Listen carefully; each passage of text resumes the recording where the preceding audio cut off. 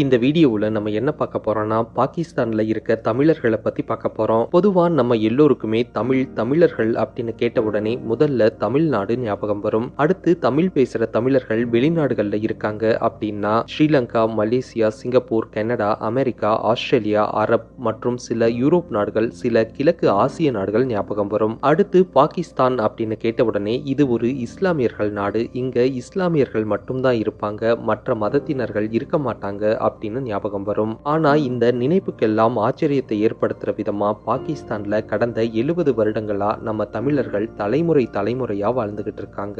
இந்த தமிழர்கள் எப்படி எதுக்காக பாகிஸ்தான் போனாங்க அப்படின்னும் அவங்க இப்போ எப்படி இருக்காங்க அப்படின்னும் பாகிஸ்தானுக்கும் நம்ம தமிழர்களுக்கும் என்ன தொடர்பு அப்படின்னு பாகிஸ்தான் தமிழர்களை பத்தி இந்த வீடியோவில் விளக்கமா பார்க்கலாம். முதல்ல பாகிஸ்தான்ல இப்போ இருக்க தமிழர்கள் எப்படி பாகிஸ்தான் போனாங்க, எதுக்காக பாகிஸ்தான் போனாங்க அப்படின்னு பார்க்கலாம். 1947ல இந்தியா ஆங்கிலேயர்கள் கிட்ட இருந்து விடுதலை பெற்ற பிறகு இந்தியாவும் பாகிஸ்தானும் மத பிரிவுகளால் தனித்தனி நாடுகளா பிரிக்கப்பட்டது. இப்படி இந்தியாவும் பாகிஸ்தானும் 2 நாடுகளாக பிரியும் போது இந்தியாவோட தற்போதைய தமிழ்நாடு, கர்நாடகா, பஞ்சாப் மற்றும் குஜராத் போன்ற பகுதிகளில் இருந்து சுமார் 1 கோடி மக்கள் பாகிஸ்தானுக்கு குடிபெயர்ந்திருக்காங்க.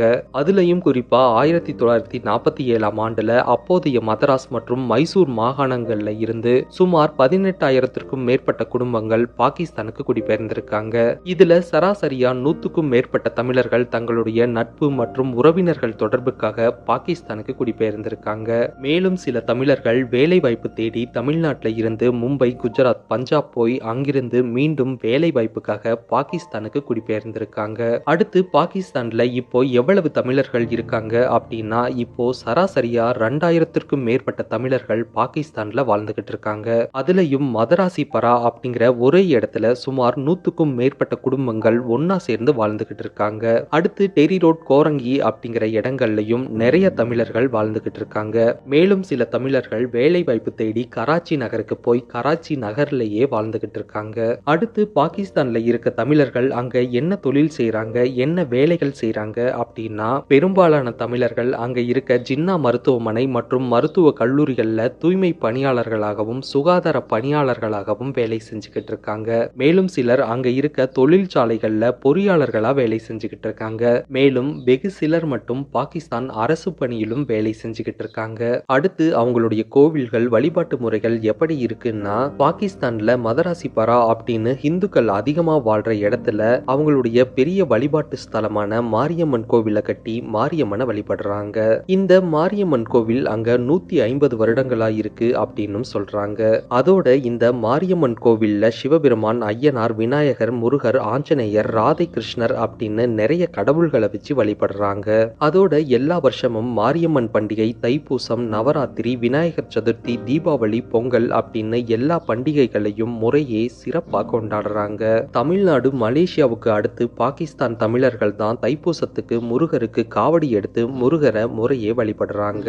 அதோட இந்த மாரியம்மன் கோவில் தான் பாகிஸ்தான்ல இருக்க எல்லா தமிழர்களையும் ஒன்றிணைக்கும் மையமாகவும் செயல்படுது. அதுக்கு அடுத்து பாகிஸ்தான்ல இருக்க பெரும்பாலான தமிழர்கள் இன்னமும் இந்து மதத்தை தீவிரமா பின்பற்றிக்கிட்டு இருக்காங்க. அதுல வெகு சிலர் மட்டுமே இஸ்லாமிய மதத்திற்கு மதமாற்றம் அடைஞ்சிட்டாங்க. அதோட அங்க இருக்க அத்தனை தமிழர்களும் துளியும் ஆங்கிலம் கலக்காம தாய்மொழி தமிழை தெளிவா பேசி தெளிவா உச்சரிக்கிறாங்க. அதுக்கு அடுத்து பாகிஸ்தான் தமிழர்களின் கல்வி முறை எப்படி இருக்குன்னா பாகிஸ்தான்ல 2000க்கும் அதிகமான தமிழர்கள் இருந்தாலும் அங்க பள்ளி, கல்லூரிகள்ல தமிழ் ஒரு பாடமா நடத்தப்படுறதில்ல. தமிழ் பள்ளிகள்ல கத்து கொடுக்கப்படுறது இல்ல. அதனால அங்க இருக்க சில தமிழ் தெரிந்த தன்னார்வலர்கள் இந்த மாரியம்மன் கோவிலுக்கு வந்து மாரியம்மன் கோவில வகுப்பறை மாதிரி பயன்படுத்தி அங்க இருக்க தமிழர்களுக்கு தமிழை எழுத படிக்க கத்து கொடுக்கறாங்க. தமிழ்நாட்டுல பிறக்காத, தமிழ்நாட்டுக்கு ஒரு முறை கூட வராத அந்த தமிழர்கள் தமிழை விருப்பத்தோடும் ஆர்வத்தோடும் கத்துக்கிறாங்க. ஆனா தமிழுக்கு சரியான வகுப்பறைகளும் சரியான பாட புத்தகங்களும் இல்லாததால அவங்க தமிழை எழுத படிக்க கத்துக்க ரொம்பவே கஷ்டப்படுறாங்க. அதனால அங்க தமிழ் கத்துக்க ஆர்வமா இருக்க தமிழர்கள் என்ன சொல்றாங்கன்னா பாகிஸ்தான் அரசோ அல்லது தமிழக அரசோ எங்களுக்கு தமிழ் மொழியை வளர்க்க உதவி செஞ்சாதான் பாகிஸ்தான்ல எங்களால தமிழை நிலைக்க வைக்க முடியும் அப்படின்னும் இந்த தமிழ் மொழியை அடுத்த தலைமுறைக்கு கொண்டு சேர்க்க முடியும் அப்படின்னும் சொல்றாங்க. அடுத்து பாகிஸ்தான்ல இருக்க தமிழர்களின் நம்பிக்கையும் சம்பிரதாயங்களும் எப்படி இருக்குன்னா பாகிஸ்தான்ல இருக்க அத்தனை தமிழர்களும் இந்து முறைப்படி திருமணம் செய்யணும் அப்படின்னும் இந்துக்களின் பாரம்பரியத்தை பின்பற்றணும் அப்படின்னும் ஆசைப்படுறாங்க. அடுத்து பாகிஸ்தான்ல இருக்க தமிழர்கள் இந்தியாவை சுத்தி பார்க்கவோ இந்தியாவுக்குள்ள நுழையவோ அவங்களுக்கு நிறைய விதிமுறைகள் நிறைய கட்டுப்பாடுகள் இருக்கிறதுனால அவங்களால சுலபமா இந்தியாவுக்குள்ள நுழைய முடியறது இல்ல. ஆனா அவங்களுடைய பூர்வீக நாட்டையும் பூர்வீக இடத்தையும் அவங்களுடைய பழைய நண்பர்களையும் உறவினர்களையும் தங்களுடைய வாழ்நாள் இறுதிக்குள்ள ஒரு முறையாவது பார்க்கணும் அப்படின்னு அவங்க ரொம்பவே ஆசைப்படுறாங்க. அடுத்து தமிழுக்கும் பாகிஸ்தானுக்கும் 70 முதல் 150 வருடங்கள் தான் தொடர்பு இருக்கா அப்படின்னு கேட்டா தமிழுக்கும் பாகிஸ்தானுக்கும் 4000 முதல் 5000 வருடங்கள் தொடர்பு இருக்கு. எப்படின்னா ஹரப்பா மற்றும் மொஹஞ்சதாரோ அப்படிங்கிற சிந்து சமவெளி நாகரிகம் இருந்தது இந்த பாகிஸ்தான்ல தான். அதை உறுதிப்படுத்துற விதமா இன்னமும் பாகிஸ்தான்ல காஞ்சி, வஞ்சி, கொர்க்கை, சேரன், பாண்டி, கொங்கு, முல்லை, நல்லி, பாலை, காவிரி அப்படின்னு 2000க்கும் அதிகமான ஊர் பெயர்கள் தமிழ்ல தான் இருக்கு. இப்படி பாகிஸ்தானுக்கும் தமிழுக்கும் இவ்வளவு பழமையான தொடர்பு இருந்தும் இப்போ பாகிஸ்தான்ல இருக்க தமிழர்கள் தங்களுடைய தமிழ் மொழிக்காகவும் இந்து மதத்திற்காகவும் அங்க கொஞ்சம் கஷ்டப்பட்டுக்கிட்டு தான் இருக்காங்க. இந்த வீடியோ உங்களுக்கு பிடிச்சிருந்தா லைக் பண்ணி ஷேர் பண்ணி சப்போர்ட் பண்ணுங்க. இந்த வீடியோ பத்தின உங்களோட கருத்தை கீழே கமெண்ட்ல சொல்லுங்க. இந்த மாதிரி இன்னும் நிறைய வீடியோஸ் பார்க்க நம்ம சேனலை சப்ஸ்கிரைப் பண்ணுங்க. தேங்க்யூ.